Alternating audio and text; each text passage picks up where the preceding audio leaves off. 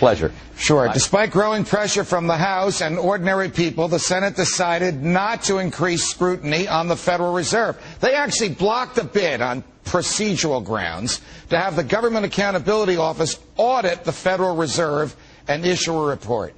Here's Republican Senator Jim DeMint. Senator DeMint, welcome to the program. Why should the Federal Reserve be audited? Well, the value of our dollar, our whole economic system rides on this unelected secret agency called the Federal Reserve. We're not sure what they're doing right now.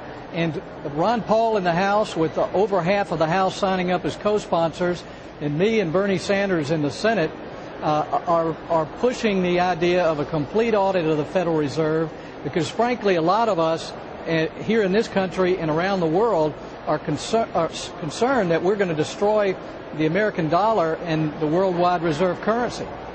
How is it that legislation that has more than half the members of the House behind it and is proposed by a staunch conservative Republican like you and an independent socialist like Bernie Sanders is stopped on the floor of the Senate cold before you can even formally introduce it, before you can make a speech in favor of it?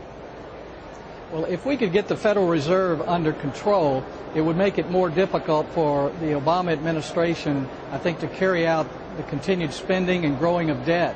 Because one thing we're concerned about is the Federal Reserve will do what we call monetize the debt, basically print money, buy our own debt as a country, and devalue the dollar that way. I think if we open the doors to the Federal Reserve, it might make it much more difficult for this administration to continue this reckless spending.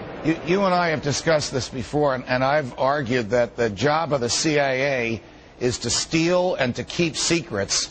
And we know more about the CIA than we do about the Federal Reserve. The Obama administration not only doesn't want the Federal Reserve audited, it now wants to put the power to regulate all financial institutions, banks, insurance companies, brokerage houses, into the hands of this super secret bank. What are they afraid we might see if we get a chance to look at their books? Well, just as Art just said, the issue is not necessarily just the Federal Reserve or health care or whatever we're talking about.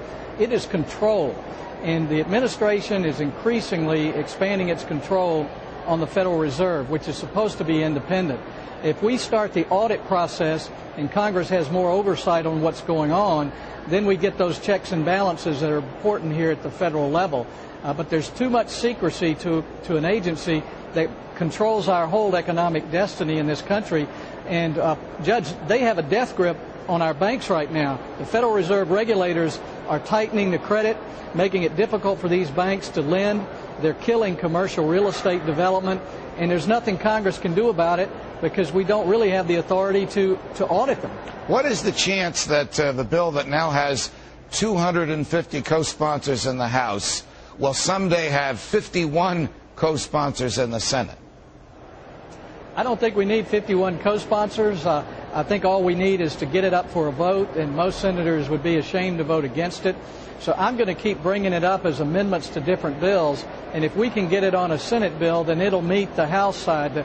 Nancy Pelosi is going to keep this from coming up in the House, I think, no matter how many co-sponsors they get, just because I think she's cooperating with the Obama administration to keep the secrets that the Federal Reserve doesn't want us to know about. Senator Jim DeMint, thanks very much. I got to tell you, I am just sick and tired of secrecy in the government, and the Federal Reserve is the worst, and the Congress has to pass this legislation. Is the government about to put a chokehold